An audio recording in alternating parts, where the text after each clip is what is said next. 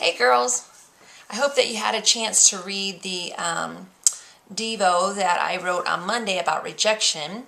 And I thought since rejection isn't a very fun topic and can make us feel kind of yucky sometimes, I thought I'd just be real and start out this video with no makeup on, first of the morning. I do have my favorite App State sweatshirt on. Best thing to wear. The sweatshirts, especially well-worn ones. So anyways, I thought we'd just get real today about rejection. You know, when I was in high school, I kind of felt like rejection was my middle name. Every time I turned around, I was being rejected in some ways. It seems like the guys that I always liked never liked me. When I was a junior, I tried out for an all-state choir. And I picked out my music, worked with my vocal instructor on this very difficult solo piece. And then we went to the college, not too far away from where I lived, where I had to sing in front of a panel of judges. Terrifying experience.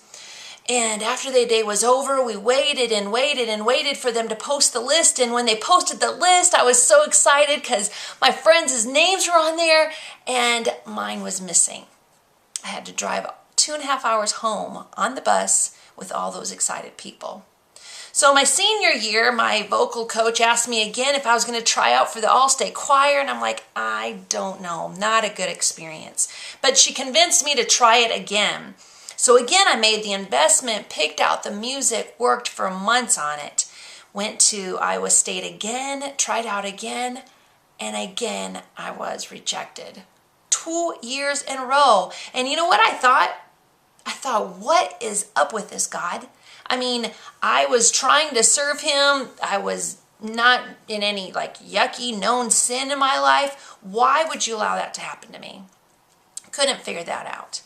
Also, during my senior year, I was involved in a business club. I thought I wanted to be involved in business. So I was involved in this competition and I won at the regional level and then I placed at the state level. So I went to the national level, and when I got there, I didn't place at all. You know why? Because my outfit was the wrong color. What's up with that?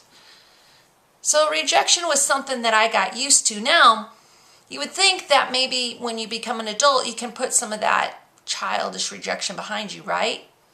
Well, not if you're going to keep trying stuff. And the thing I began trying was writing.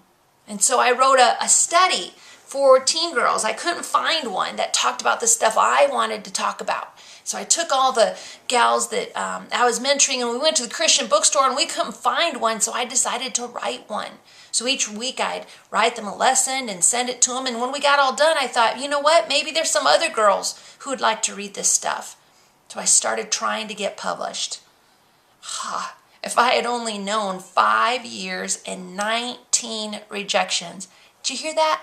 19 rejections. That's how long it took. Every time one came, I'd let the whole world know. Sometimes I'd cry, sometimes I'd be mad, sometimes I'd say, guess that's not what God wants right now. But you know what the thing is I found out? Is that God's rejection is man. Got that all wrong. Man's rejection is God's protection. Now, if you had told me that when I was in high school, I would have rolled my eyes and said, yeah, whatever. But hear it again. Man's rejection is God's protection.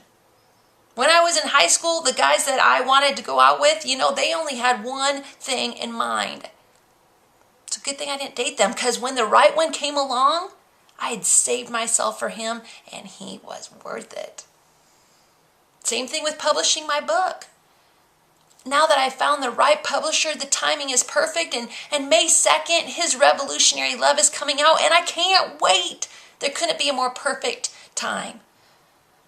So next time you feel rejection, because you know it's going to come again, just remember that man's rejection actually doesn't mean a whole lot. Man's rejection is God's protection, because he really does have something better right around the corner. So you just hang on and you wait for that good thing. Have a great weekend. We'll talk on Monday. Bye-bye.